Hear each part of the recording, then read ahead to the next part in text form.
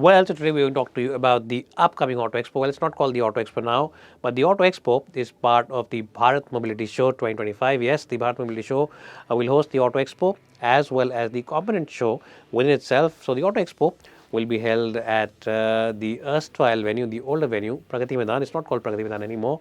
It's called Bharat Mandapam, but it's the same location. The component show will be held at Dwarka, Yashobhoomi in Dwarka. So if you want to have a look at some components or you want to check out, maybe what goes behind the making of a car, you can check it out at Yashobhoomi. And of course, if you want to see the latest cars which are going to be launched, the latest bikes which are going to be launched within the next year or so, then Bharat Mandapam is the place to be. Now, officially, the dates are from the 17th till the 22nd of January, but 17th is reserved completely for the media, so you won't really be able to get any access for it. 17th and the other date, 18th, now is reserved for special invitees, businesses. So most probably dealers will be coming and attending those shows. And of course, from the 19th, you can attend the show 19th, 20th, 21st, and 22nd, 4 days completely for showgoers.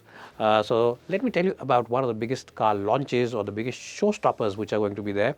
Now, the biggest one, of course, we've already told you, is the Hyundai Creta EV and, of course, the Maruti Suzuki e-Vitara. But also, there's another car which holds a very important position, and that one is Tata Sierra. Yes, the Tata Sierra EV will be there, and also most probably Tata Motors will launch the Tata Harrier EV version, because both these cars are almost ready for production. If they don't launch it, they'll probably showcase you the final product at the event, and they might launch it in March or April, in a couple of months after the expo. So what should we expect from the Sierra, because that really is the one which people are talking about?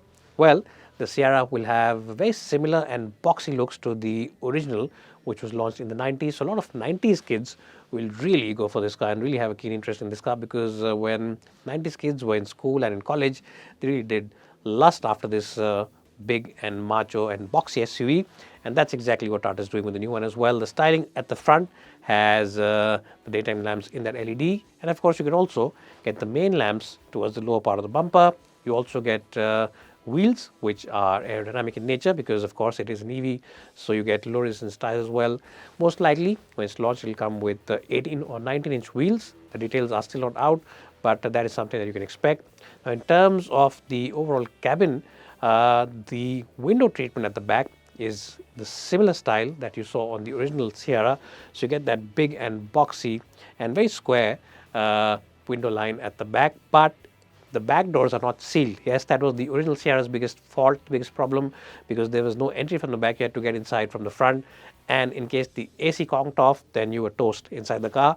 But Tata is not doing that, so you do get proper doors at the back as well. But of course, very large glass area, which means that the AC needs to be good. So that is the way this car will look from the outside: square, boxy, and very original in its styling, and very reminiscent of the original car which was launched way back in the 1990s. Now, in terms of the interior, we don't really know how the interior will look just as yet, but because Tata Motors has given us a brief glimpse, with some reels and stuff like that, you can expect it to be very similar in terms of the overall layout to the Curve EV as well as the Punch EV. Now, that means that you get big touchscreen, which will have a lot of touch point. And what that means is that you'll get a big touchscreen which will have a lot of features embedded into it. So all the controls will be in that touchscreen. You'll also probably get a floating type center console, which means that you get plenty of flex space for the passenger in the front, the driver and the passenger in the front. You'll get electrically adjusted front seats. You'll of course get cool front seats, cool seats at the back. You'll get a big panoramic sunroof. You'll get hill descent assist. You'll get hill hold assist. You'll get ADAS features, and of course you'll also get 6 airbags standard across the range, among a host of other things. ADAS, of course, you'll get the full suite. You'll get the adaptive cruise control feature, the lane keep assist feature, as well as the lane departure warning and blind spot assist, among a host of other things as well. Now, in terms of pricing, the pricing for this car is expected to be around 19 or 20 lakh rupees, and the range also is expected to be around 550 odd kilometers.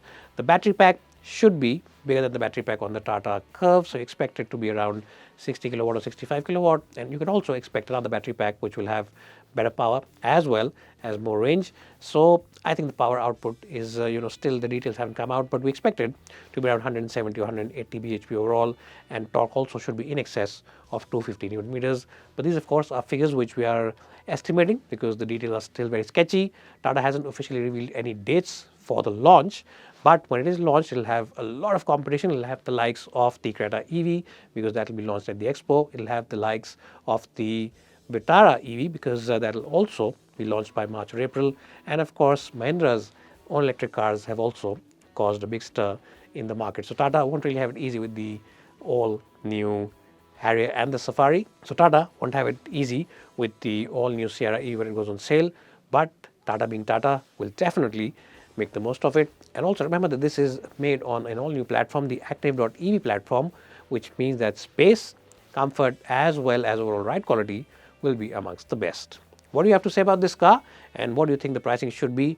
You can let me know in the comment section below. If you want to check out our story on our website, do head to timesdrive.in, and of course don't follow.